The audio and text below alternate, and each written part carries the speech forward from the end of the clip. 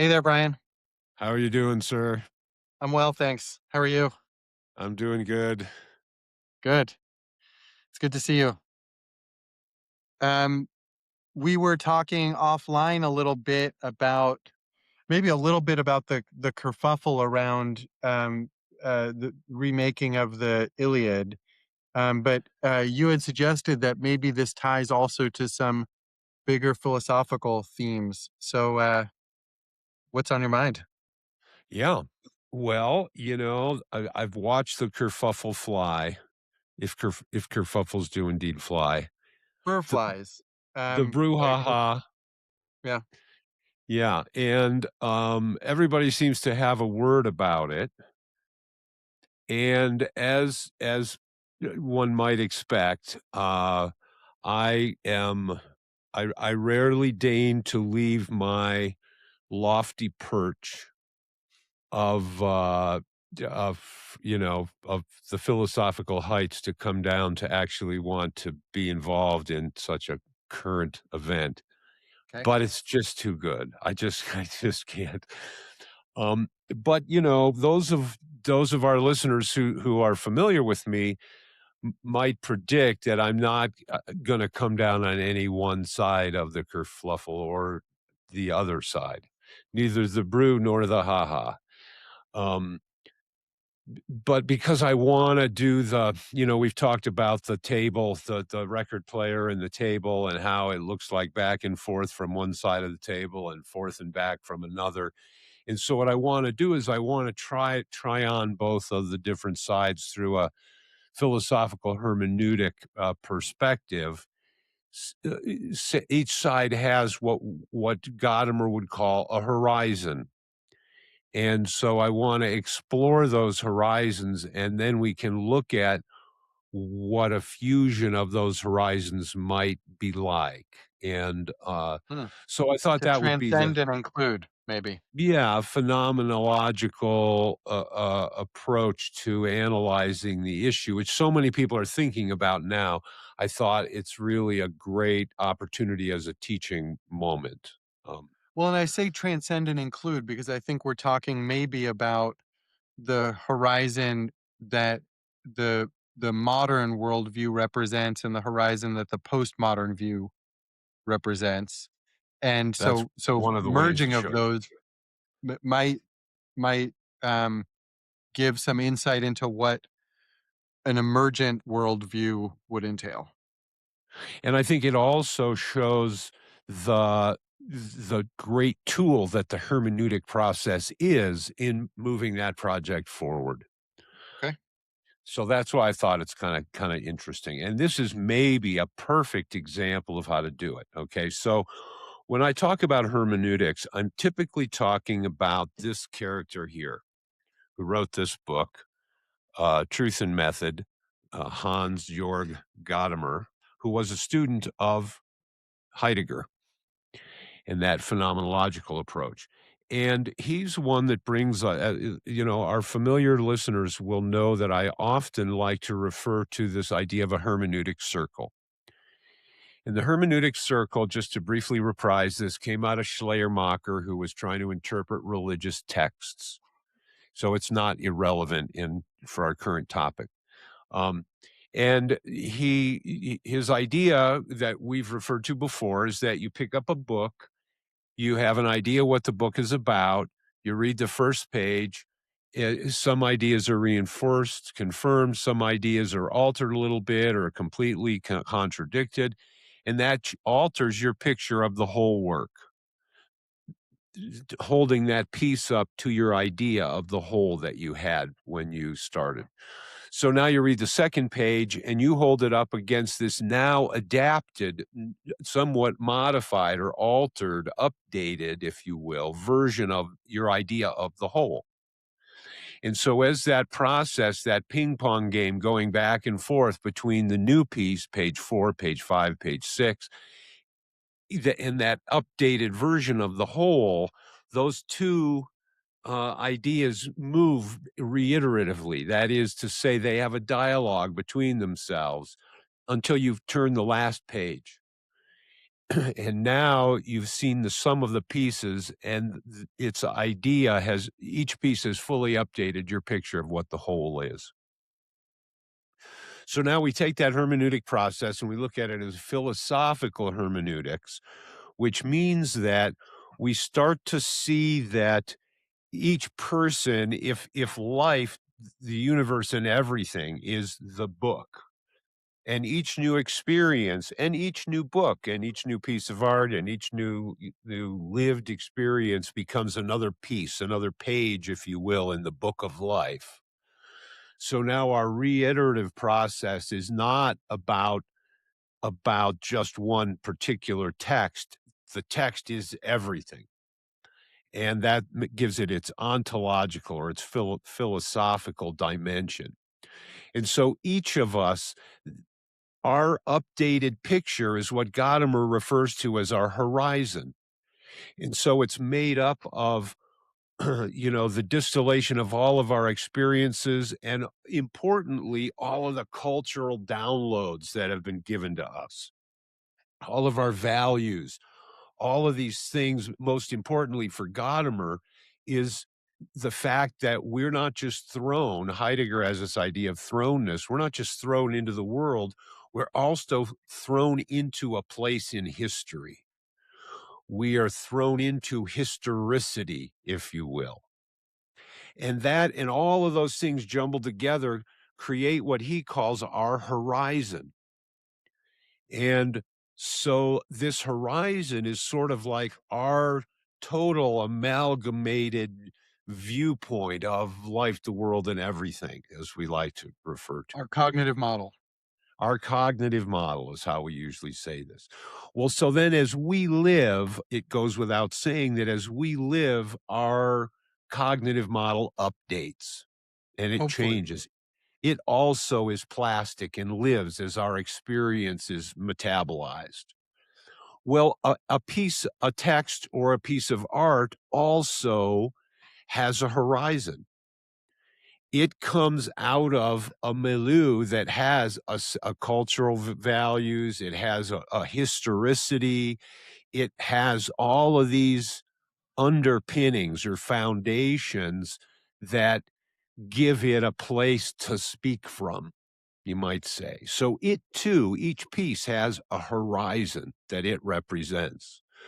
So when I go through that hermeneutic process, that reiterative process, I'm not just understanding the book. If I'm integrating it and I'm going through this hermeneutic process, I'm fusing my horizon with its horizon. And there's a great long hook together German word coming out of Gadamer for that. Horizonschmelzung or something like that. You'll like this word if you go find it. Um, so so the idea is that you're going through this process and you are now part of the historicity of the work because the work has a life like a human does.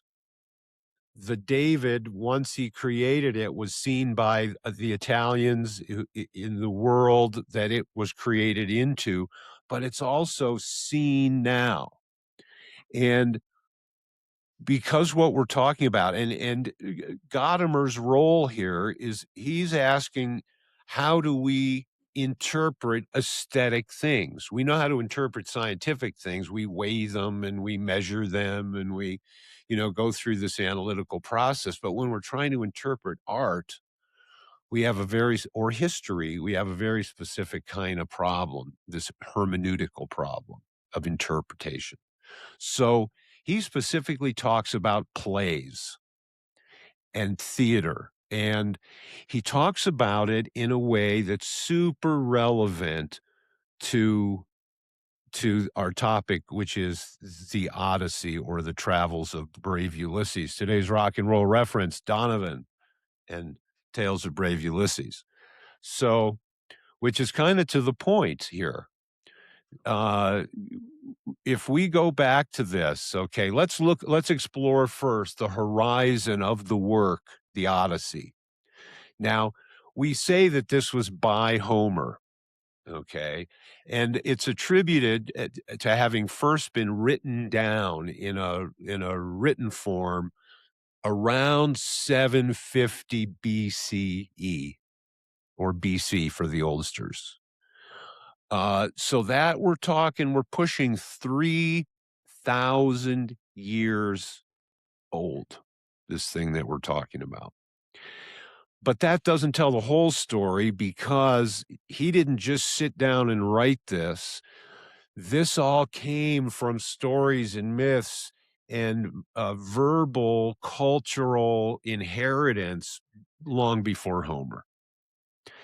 And so Homer is really just the first time it got flattened out into a text. That's how old we're talking about. So, and what do they say? Culture goes back to 5,500 BC, something like that. The first, early Sumerian stuff. So we're talking a good chunk of most of the, half of human history, say, something like that, when we reach back to the original work.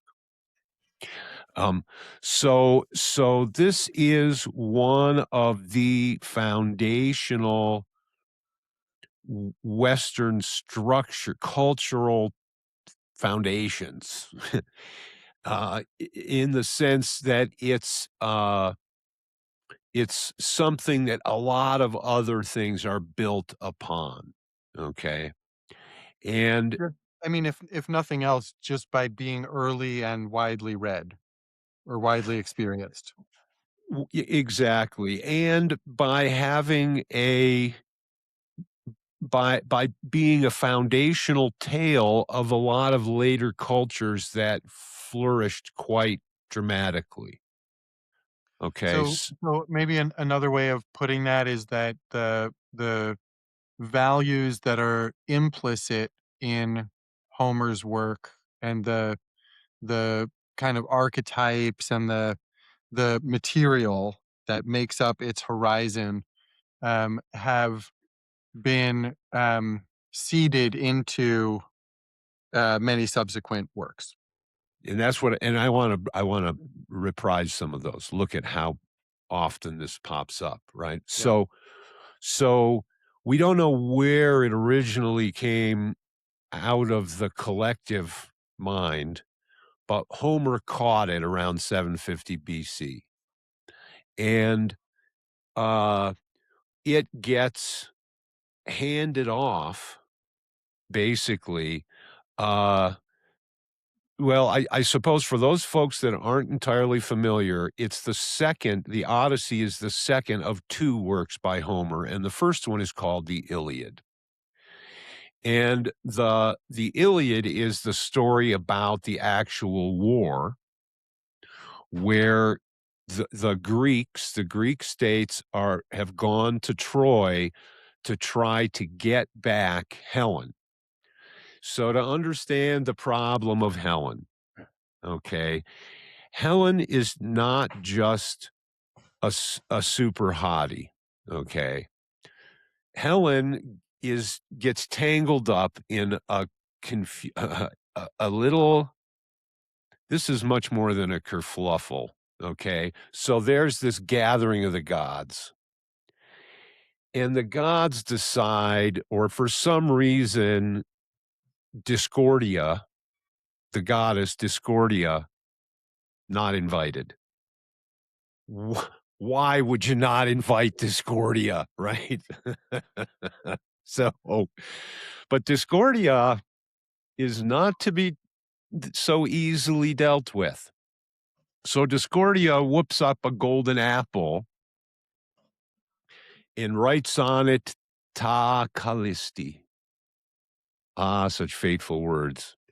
Those Greek scholars among us will know that Ta Kalisti means to the finest, right? Or to the fairest is the way we would say it in old fashioned language. And she just pitches the old apple in there.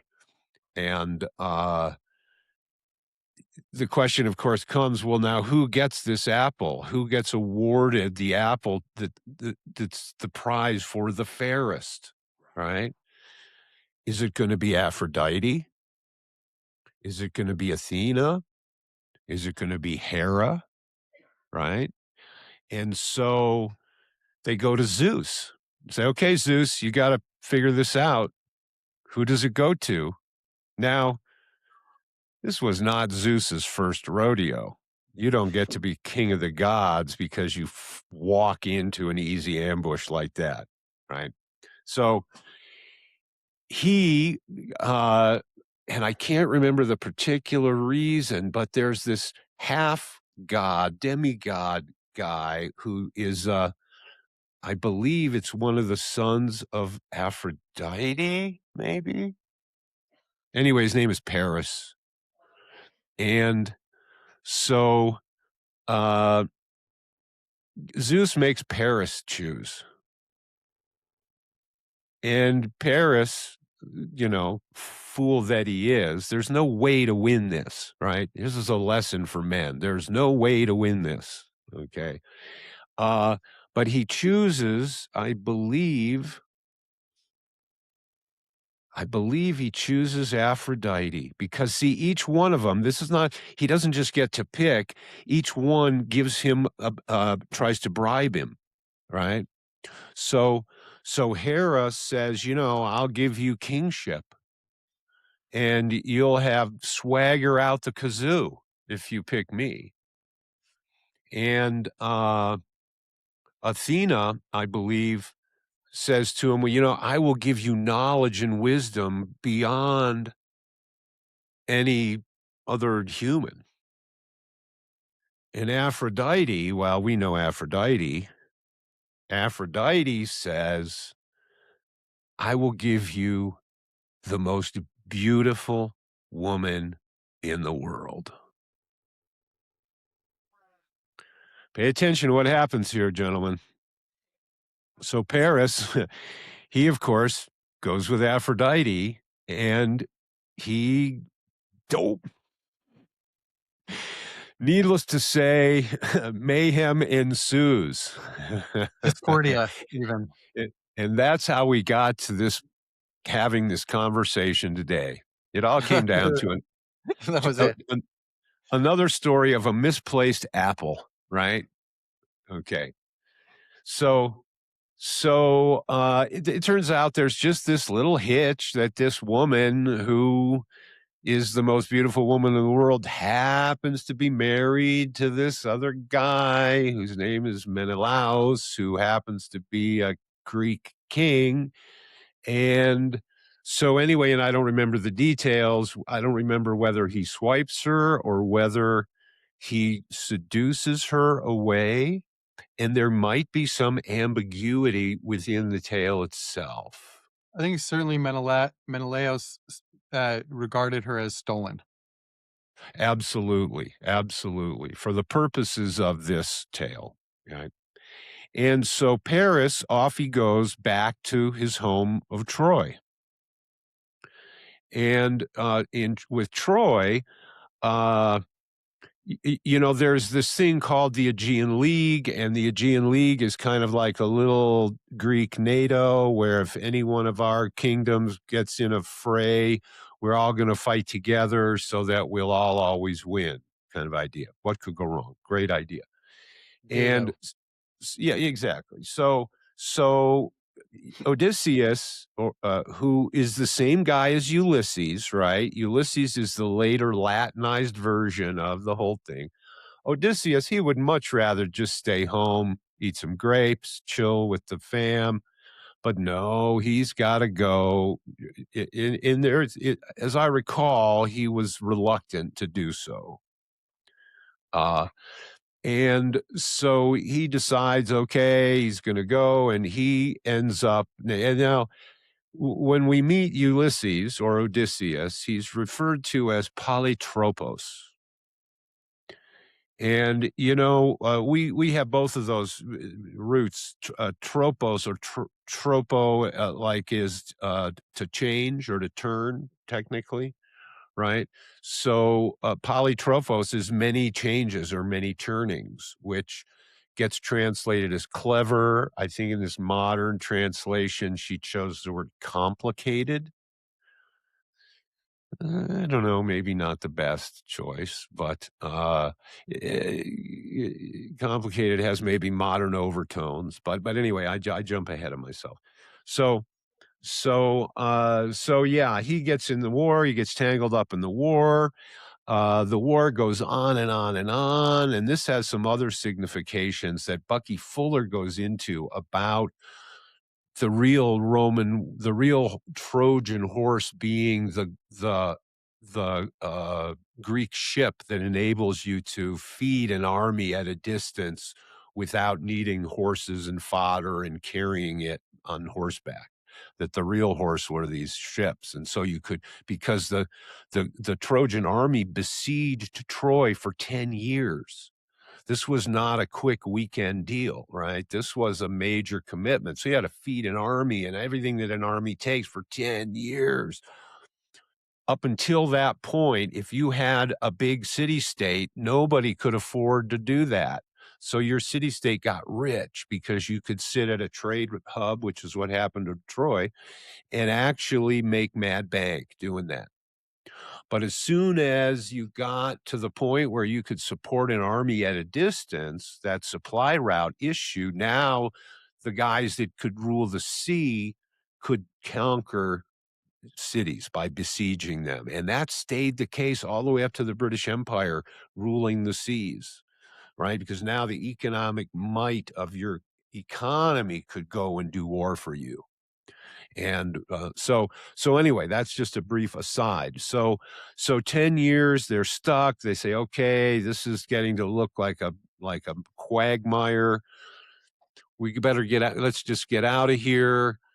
Ulysses says, "No, let's build a horse. We'll hide in the horse." Everybody knows that part of the story. You know, they bring the horse, and I always like to refer to Laocoon, who's the old guy who says, and this is about Odysseus's reputation. He doesn't just say, "Don't bring in that horse." He says, "You guys know Odysseus. You know he's polytropos.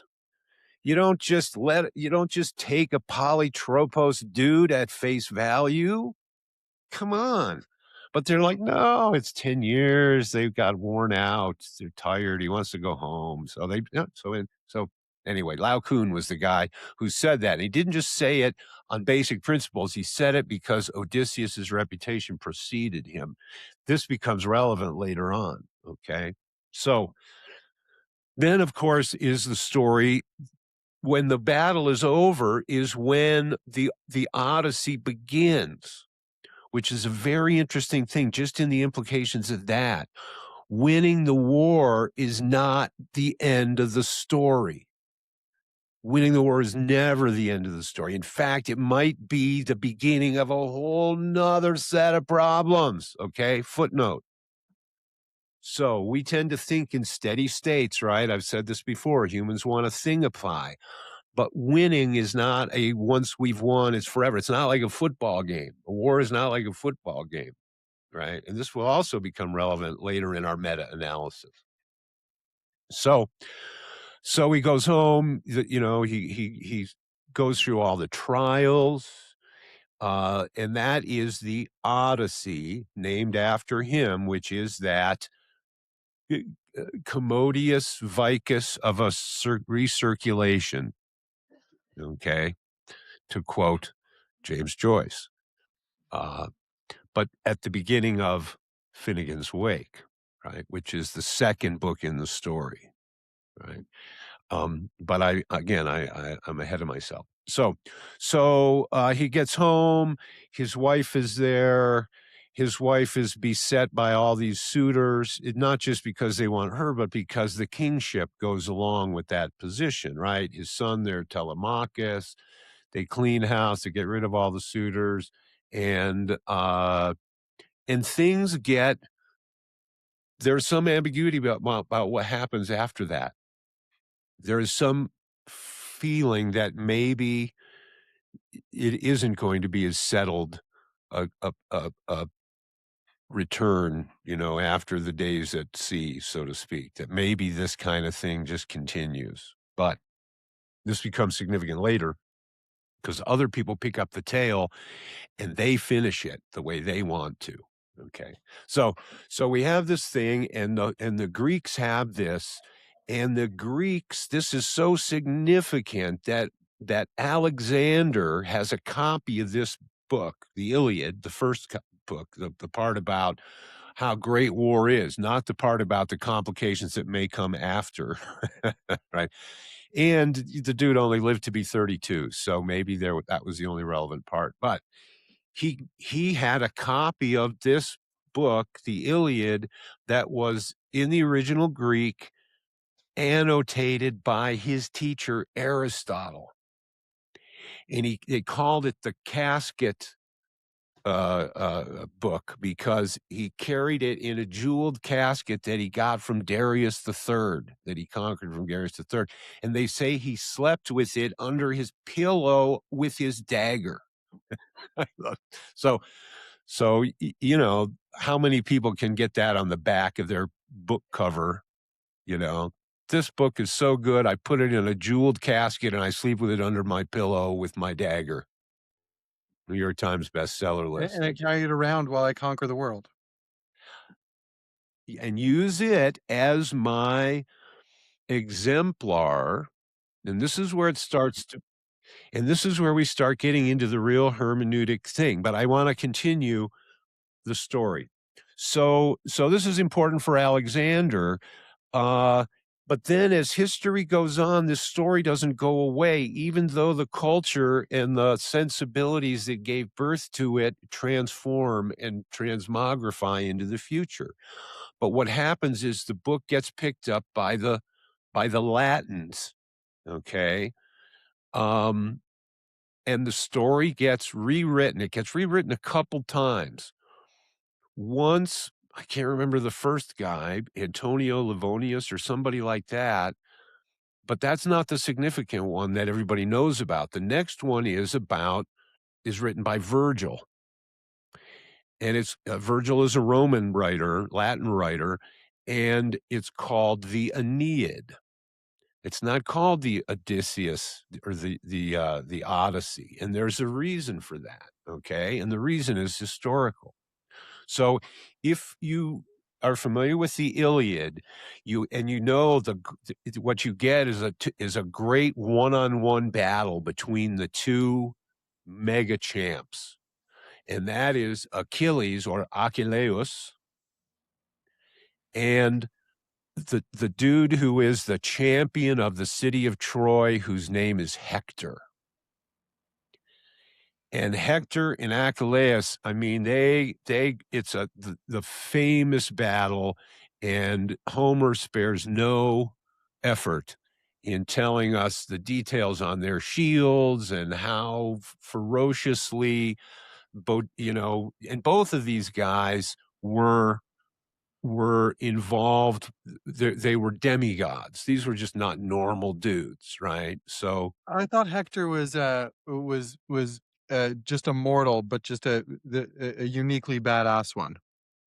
yeah, Hector, I'm not as sure in, but the second number 2 guy was Aeneas, and Aeneas's mom was, I believe, Aphrodite, Huh. and it's for preordained that he will not die in the Trojan War, and the reason is because which he in fact doesn't, but it's only because of the intervention of gods and a goddess on more than one occasion that get his butt out of there intact.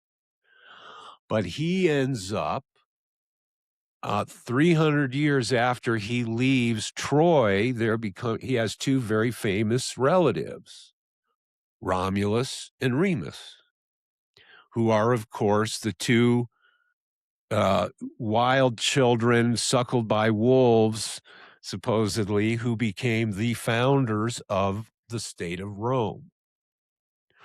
So now you might imagine what happens to the story of Odysseus in the hands of Virgil. In the hands of Virgil, Odysseus is no longer a hero. In fact, there's a name for him They refer to him a bunch of different ways. I mean, they slander this guy 6 ways from Sunday because he's devious, he is a teller of lies, he is, they see his roundabout methods rather than standing up like Achilles did and fighting toe to toe, like, he would use subterfuge. And so to the to the new Roman sensibilities, that was considered dishonorable. And anyway, they got their butts kicked. So, naturally, he becomes the carrier for all of this negative angst, associated with that ass whooping. And so that tradition remains all the way up until Dante. So when Dante is writing about hell, he's got a special place where he puts Odysseus. This is how bad they don't like him, right? And so you've seen this story and you've seen its historicity tangled up with not just individual identity like Alexander, who really was hitting on it heavy, to derive his sense of who he was going to be to history, but also in the present, right? And you've seen it as this foundational tale of Greek self-identity. But now you see that same story of that same encounter, and now it's revisited entirely and it's turned on its head. And now the good guy is the bad guy. The losing team are really the good guys instead of it being about the triumph of these Greek virtues. Now it's the become a reworked foundational myth for this entirely new empire. So but some other interesting things come out of this. We're not actually finished yet, right? Because this story then makes it into medieval times. And if another familiar character gets a hold of it, who we know, whose name was Chaucer. But Chaucer, he doesn't tell the story from the viewpoint of Odysseus. He doesn't tell it from the viewpoint of Aeneas. He doesn't tell it from the viewpoint of a huge foundational making of a state, the creation of a people. He tells it, basically, people accredit him with perhaps inventing the modern novel because he talks about a love story that happens between, okay, there was a guy who was a Trojan, but he went over to the Greeks and he helped the Greeks. And so his daughter, I believe, is Cressida, and she ends up with the character named Troilus. And so the story by Chaucer is called Troilus and Cressida. And it's a love story. But it happens in the background, and there's this idea that, which will become a theme, that in the midst of these heroes and these demigods clashing and all of these things going on of huge, timeless, legendary moment, there is also human life going on and love stories and the ultra mundane aspects of humanity happen in the foreground with all of this great dramatic stuff as a background drop. So now this is too good to just let go. So who grabs it next? Willie Shakespeare, right? And his play now, and they've changed the pronunciation from Old English to Middle English, so it's Troilus. That doesn't change, but it's Troilus and Cressida is the name of the play. And so again, it's a love story, but now it's much darker when Shakespeare gets a hold of it. And so this story goes along, and I think the next interesting maybe, and I'm sure there's more in here. Who am I forgetting? But anyway, let's just leap to the commodious vicus of recirculation, which is the first half of uh, the James Joyce two-part series, Ulysses and uh, Finnegan's Wake. Ulysses being the daytime novel and Finnegan's Wake being the nighttime novel, as it were, or the dreamtime novel. So what happens with Joyce when he gets a hold of this? First of all, it's interesting to note that it was super scandalous and it was considered obscene. And you know, I read it not that long ago, within the past year, and you gotta be a pretty good reader to get obscene out of it.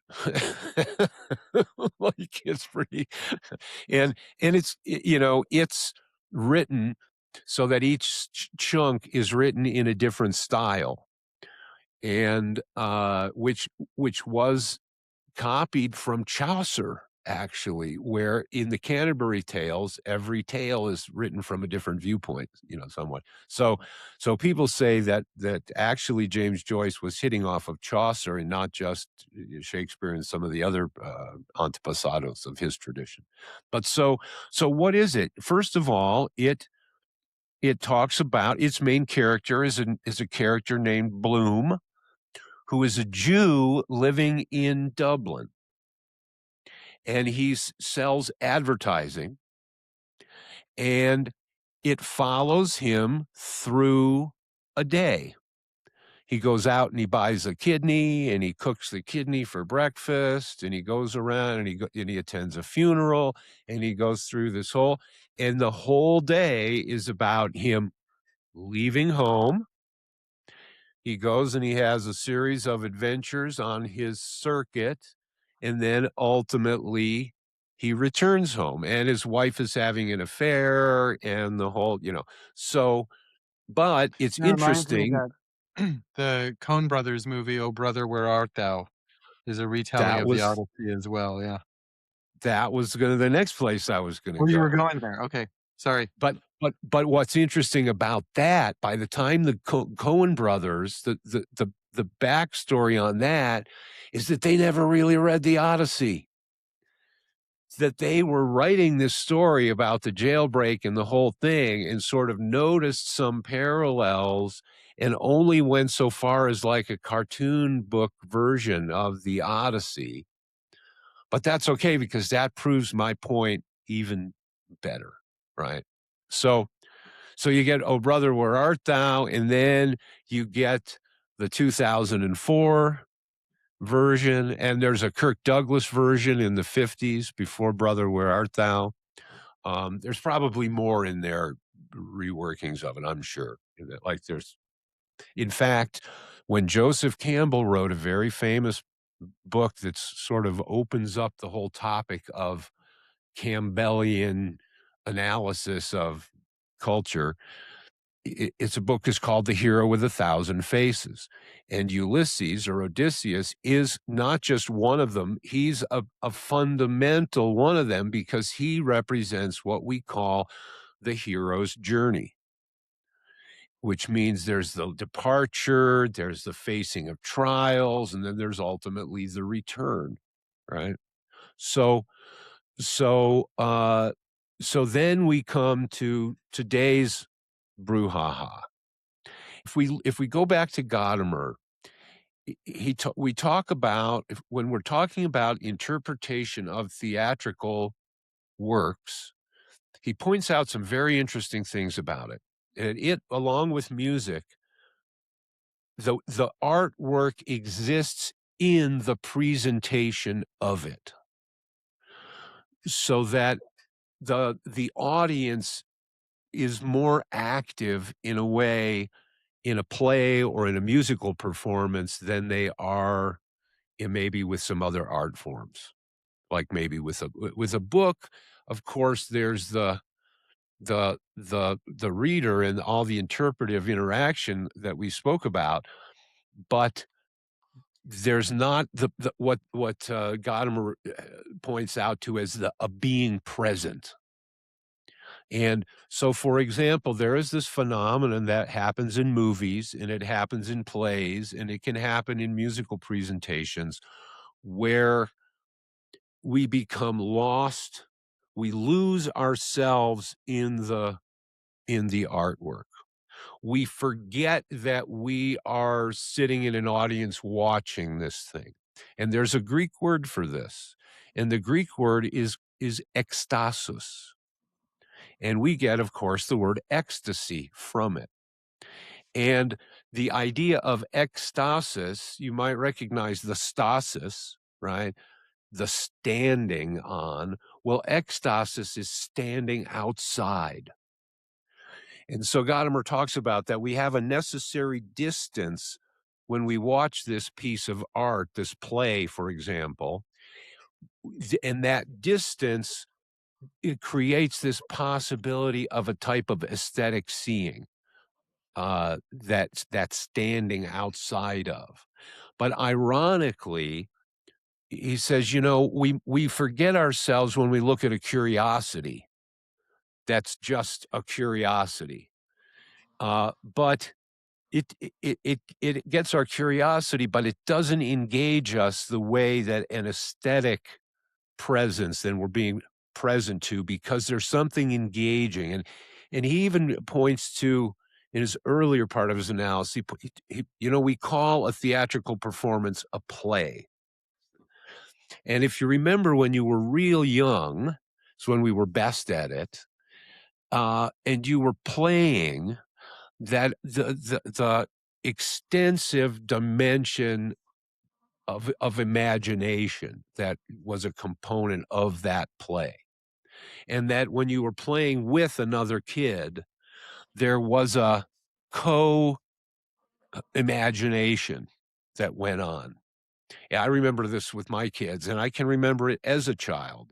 The reality that that imagination provided and the vividness that it has with a kid, and we retouch that a little bit when we watch a play, because we have to participate in the same way. If you don't pay attention, you don't, you know, just like if you ever remember as a kid trying to play with another kid who really wasn't participating correctly, right? They were, no, you can't just do that. You know, yeah, I can because Superman can do that. No, that, but you know, like there's a, a collective understanding of the nature of the collective hallucination, right? A collective suspension of disbelief. A suspension of disbelief that's the same. And but the reason that it's significant in a theatrical production is because that standing out and that ecstasis, that seeing it from the outside, enables us ironically to come closer to an element of ourselves, because the thing that makes that play relevant is the fact that we participate with it in that historicity. So so that explains, for example, the intensity of feelings on both sides. Okay. So so if we look at the horizons of one side, say the side that's miffed about the casting decisions, their horizon is rooted in the value of doing justice to history, the understanding perhaps of the foundational nature of the mythos for a culture.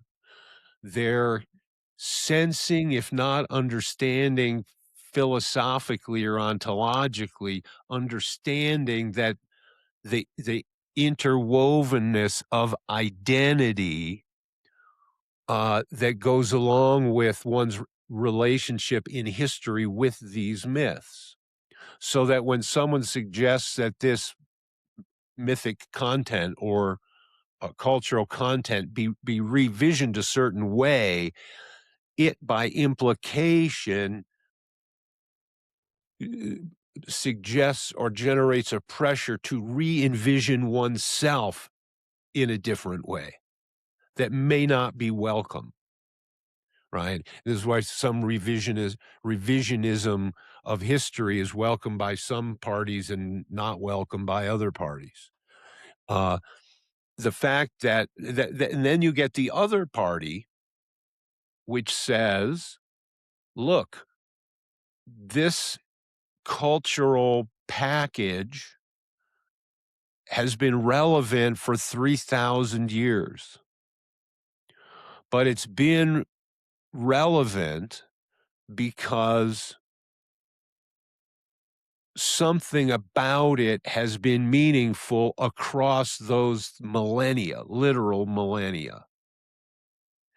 And it's been able to maintain that relevance and to speak to us because it has been adapted because it's a living thing that has been moving through history with its horizon, accumulating and adapting interpretive value so that it also has been kept alive through its reinterpretation.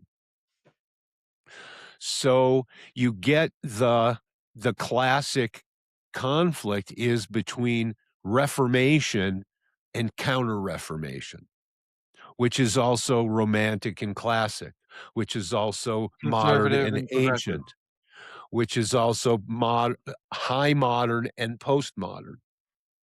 In other words, it is this same, but what's interesting about it is it proves Gadamer's theory that historicity is relevant because if this 3,000-year-old thing wasn't relevant, nobody would be having strong feelings about it.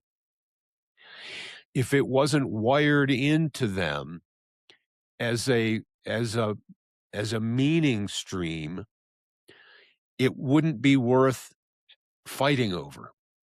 Yeah, like I guess there's there's something, for example, that the word hero means to us, or journey means to us, or hero's journey means to us. That is an amalgamation of all of the cultural download that we've had, each of us individually, about what a hero is. And so I'm imagining that the quote unquote conservative side of this argument imagines Brad Pitt more accurately manifesting that hero than Elliot Page. And the progressive, um, the opposite. The progressive view would be the opposite, that Elliot Page represents the modern hero in a way that Brad Pitt couldn't. Well, or let's try this on. What one might argue that what the Odyssey is really about and what the hero's journey is about that commodius vicus of recirculation, which is why I keep coming back to it, right? It's about that idea of returning home. Just before we started, I was playing Steely Dan's this is another rock and roll reference, "Home at Last" from Asia, right? "Still I remain tied to the mast." And, so, this idea that the recirculation of it also means that that in the battle for the narrative, it's an unwinnable battle. Or an unwinnable war. Maybe in the battle we'll lean one way and then lean another way. But the interpretation that I might suggest is that what's really going on here is about what it means to be at home at last. And that being at home or homecoming involves being where you should be, being in your place, being at home. And then I would look at not just the more uh, uh, obvious casting choices that have caused all the brouhaha. But now I'm not a big movie guy. I don't know hardly any of these people. I just am looking like a rubbernecker at a car accident, right? I recognize the license plates, and that's about it, in other words. Um, but I'm told that a lot of the characters seem mismatched for their position. In other words, they're not at home in their place. And you could if one was reading this neutrally as an artist, like I'm a Martian and I've come down here and I'm trying to interpret this, so I've got no game investment in any of the ideological overlays. I might say this is a restatement or the expression of a culture where no one feels at home in their place. And a large percentage of people don't feel at home in their own skins. And, which is we haven't talked about, but there is a topic about one's relationship with one's embodiment, let's say. And that's not always something that's goes off without a hitch. And so there may well be in other words, and I haven't seen it, so I don't know, but I can postulate that there might be some interesting implications about what it means to be at home, what it means to be at home with ourselves. Uh, I see this because I'm somebody that quite literally needs to go out into the desert to feel at home. And, so I relate to it from that sort of an angle. But the Odyssean and the hero's journey really is about, I'm reminded of a passage in the New Testament where Jesus says, "The fox has his hole and the hawk has its nest, but the Son of Man has nowhere to lay his head."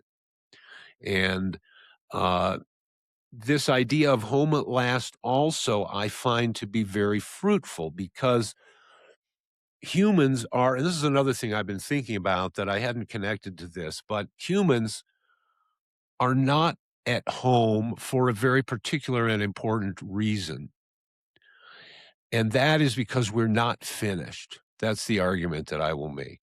That most other living creatures or all other living creatures are basically finished. And what I mean by that is that while there might be some evolution that goes on of body modifications or things like that, a horse that was, you know, uh, born as a horse during the Roman Empire and a horse today is basically running the same horse program.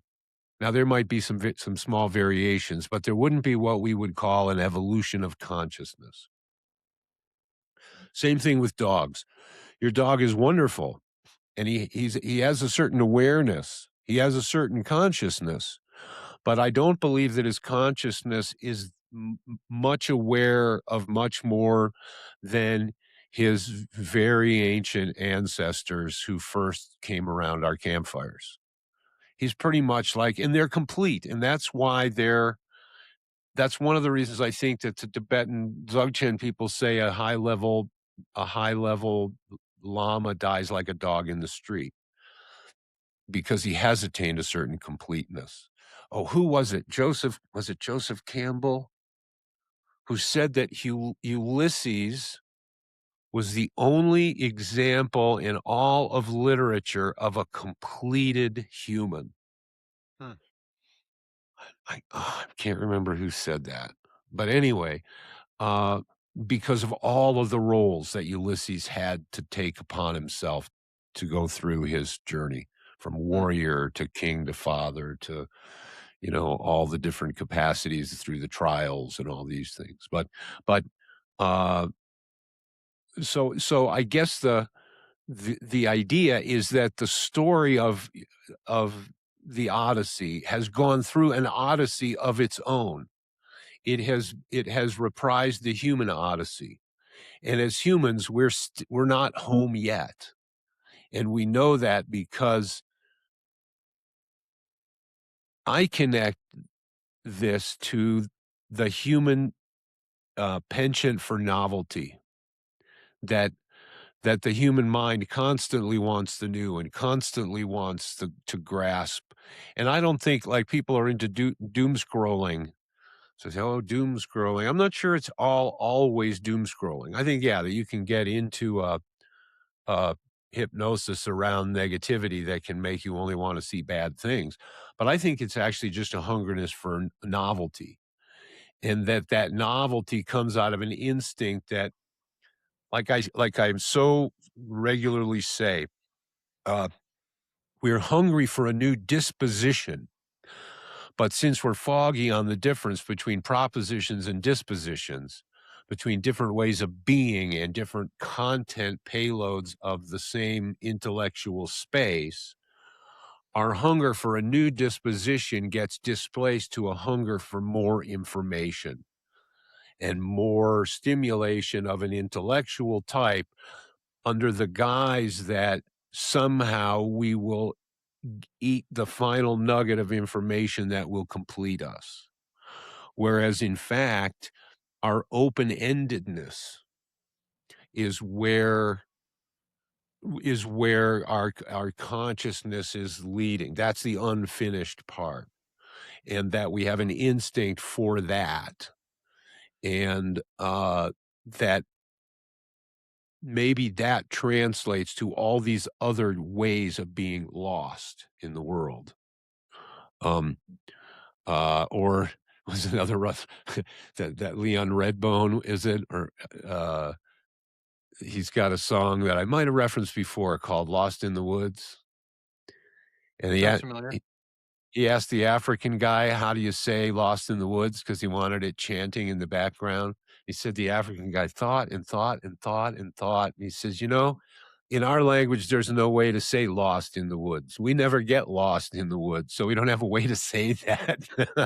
But what we do have is this other word, which means madman, go crazy, run around aimlessly in the bush," which I felt. Well, we may be in a relative state to that, running around in the bush, trying on different heads on top of our heads, when what we need is a shift of gear or a shift of modality or a different way to run the software, not just different data to run it on. I think it's really nice, what you did. Um, the kind of predisposition I had around the topic was that this was a conflict between modern and postmodern, or woke and conservative, even, or kind of like the call it the queering of norms, as Mhm, opposed to the mhm, maintenance of norms. And then I was mhm, thinking about Jonathan Haidt's framework, the uh, moral foundations, and one of them is authority subversion. And I think he found that people who self-identify as conservative place more emphasis on that moral, whereas people who uh, self-identify as progressive might place more emphasis on, say, the care harm moral. Um, and so when we see a conflict between like um, over or extending ourselves further as a society into social services, and we associate that with leftism, that's the indexing towards care harm.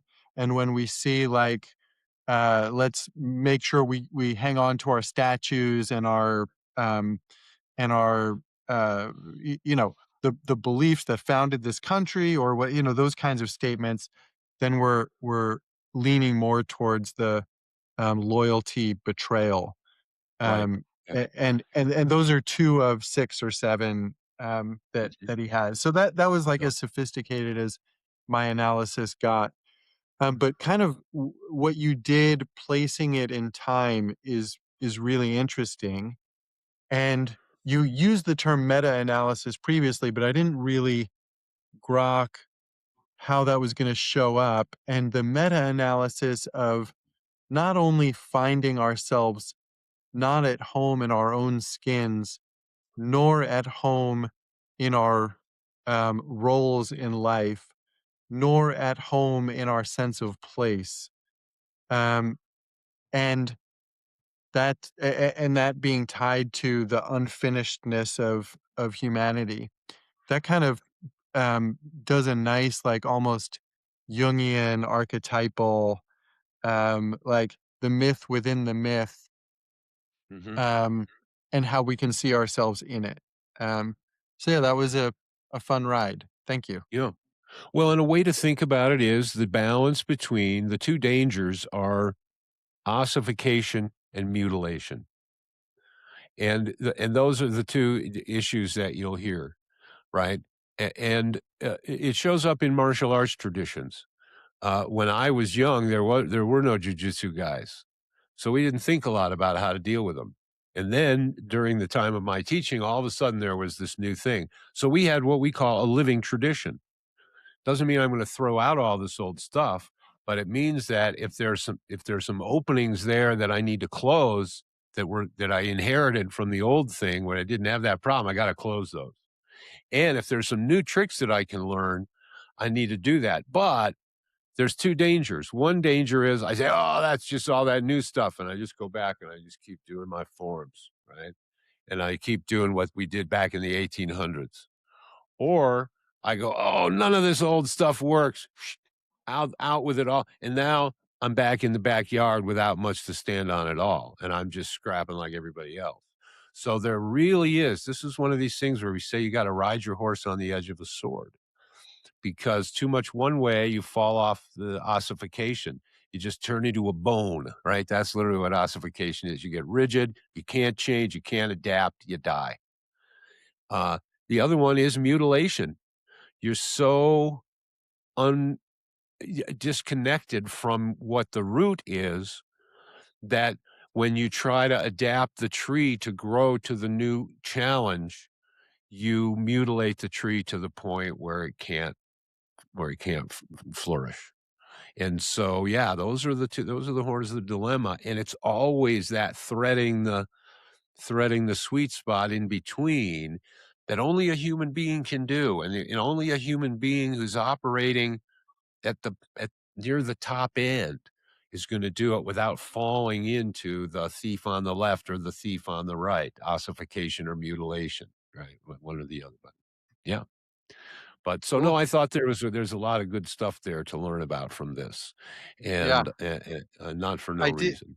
I hit up Jonathan Pajot to see if he'd want to join us on the show, and so far it's a not yet, or a no. But I think he would have enjoyed this episode. Maybe we'll have to send it to his team. And, there's so much there, and I don't know that I've been hearing much about it. I've been hearing a lot of the same stuff, and I guess I feel like the path t what it's not a given with the hermeneutical thing that there will be a fusion of horizons between these 2 sides. The thing that we know about is that there's a dialogue here, and that's what we're seeing. It's a little sloppy, it's a little messy, and sometimes a little lowbrow, but there is dialogue. There's a cultural exchange around, and it's not a given which side is going to come out or if a side itself is going to come out. We might find that this is a process that actually wakes up our appreciation of what values are worth bringing into the future. So it might not be all modification. We don't know what will come out of this conversation because it's the meeting of these 2 infinities, right? So Mhm. but what it tells you is that it's alive. It tells you the text is alive, and it tells you that the dialogue, the interaction between the text and the unfinished process of humanity is still those wheels are still turning. So Mhm. yeah, that's my 45 cents on the topic. Cool. Thank you, Brian. Good to see you. See you next time.